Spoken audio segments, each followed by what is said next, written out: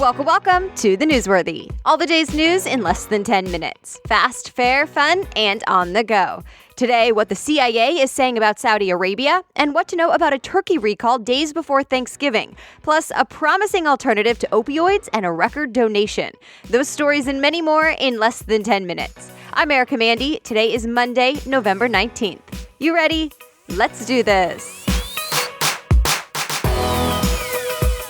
The CIA has apparently decided. The Washington Post cites sources saying the CIA's assessment found that, yes, the Crown Prince of Saudi Arabia ordered the killing of journalist Jamal Khashoggi. A lot of people have suspected that, but a CIA review makes it much more real. So many U.S. lawmakers on both sides of the aisle are calling for tougher action against the country. The Saudi government is saying, not true. The Crown Prince knew nothing about this. Remember, Khashoggi is the Washington Post journalist who was living in the U.S. but was killed in the Saudi consulate in Turkey, causing international outcry. The Saudi government has changed its story about what happened several times. So far, the U.S. has announced sanctions against 17 Saudis that were blamed in the country, but will there be more action?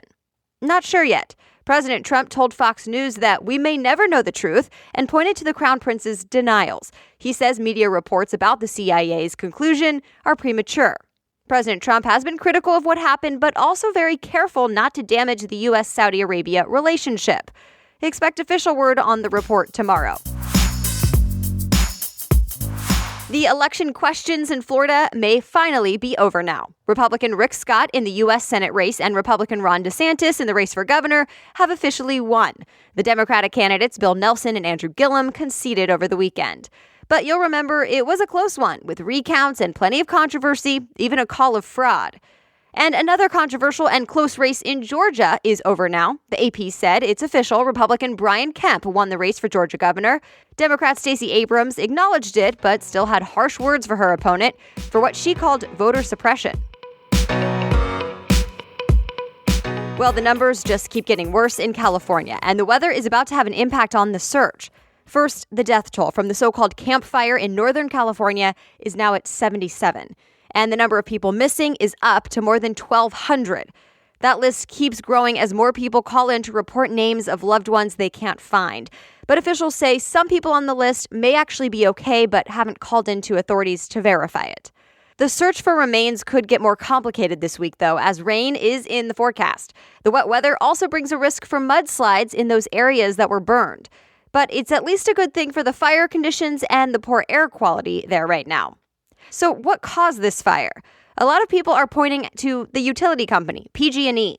There were reports of power line outages the morning the fire started, but it's all still under investigation.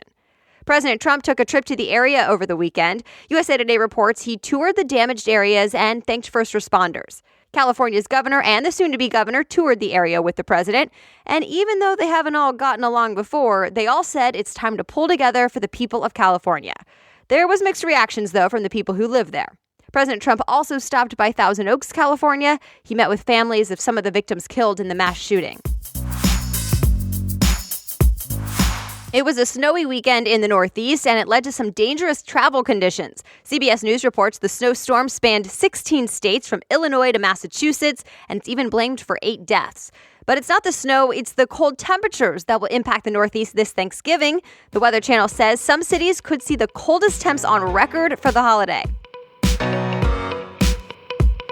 It's not a great time for this, but there's another turkey recall. It's connected to an ongoing salmonella outbreak over the last year linked to raw turkey.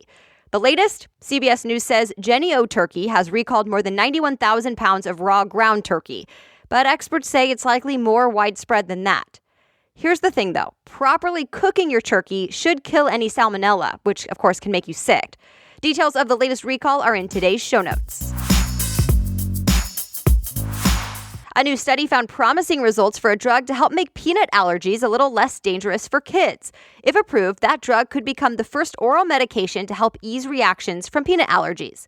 So to be clear, it's not meant to cure the allergy completely, but instead the New York Times reports it could help keep children safe if they're exposed to just trace amounts of peanuts. So it doesn't have to be such a terrifying condition.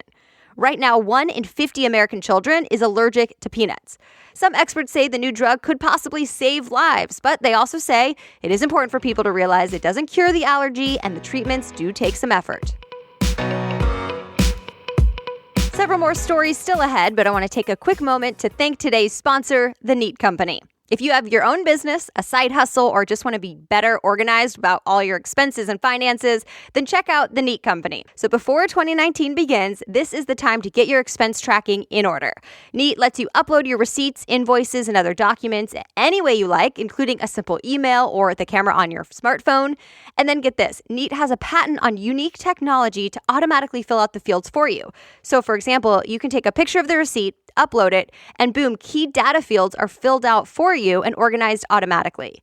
And then if you need to revisit it, Neat lets you keyword search all your expenses to find them again, quick and easy. So go ahead and try it out. The Neat Company is offering the Newsworthy listeners a free 30-day trial at neat.com/newsworthy. Again, take advantage of a 30-day free trial. Go to neat.com/newsworthy and see how much time it could save you. Now back to the news. It's apparently 10,000 times hotter than the world's hottest pepper, but a plant called the Euphorbia resinifera could also be an alternative to opioids. Wired reports the plant is so hot it can destroy nerve endings that trigger pain. And here's the key, this alternative is not addictive like opioids are. Of course, the patient would not have to eat the plant. In fact, you should never eat this plant. Instead, what's known as RTX is injected into an aching joint while the patient is under anesthesia. Studies have shown the pain-killing effect can last months before you need another injection. It's being used in a clinical trial right now involving bone cancer patients. It's being called the largest amount of money ever donated to any education institution in the U.S. Former New York City Mayor Michael Bloomberg said he's donating $1.8 billion to his alma mater, Johns Hopkins University. The money is meant for financial aid for low and middle income students. The goal? Letting the university admit the highest achieving students, whether they're able to pay for it or not. Elon Musk started another company. This one is called The Brick Store. Musk already owns SpaceX, Tesla, and The Boring Company. And now TechCrunch reports The Brick Store will produce and sell bricks. Why? Remember how The Boring Company is working on an underground tunnel to ease traffic in LA? It will take people and cars on self-driving electric pods. Well, they have to remove a bunch of soil to create those tunnels. So the bricks, sold at a physical brick store, will be made out of that displaced soil. And don't forget, the first test tunnel is due to open for public view next month. This one is causing a lot of talk and controversy in the sports world. ESPN cited a source saying the Cleveland Browns general manager, John Dorsey, was open to interviewing former U.S. Secretary of State Condoleezza Rice for the head coaching job. Dorsey denied it, saying he has respect for Rice, but she's not on the list of candidates. Rice is a Browns fan, but even she said in a statement she's not looking to be a football coach. She did say, though, that the NFL should consider experienced women for the job. A woman has never interviewed for an NFL head coaching job. As expected, the Harry Potter spin-off, Fantastic Beasts: The Crimes of Grindelwald, won the box office over the weekend.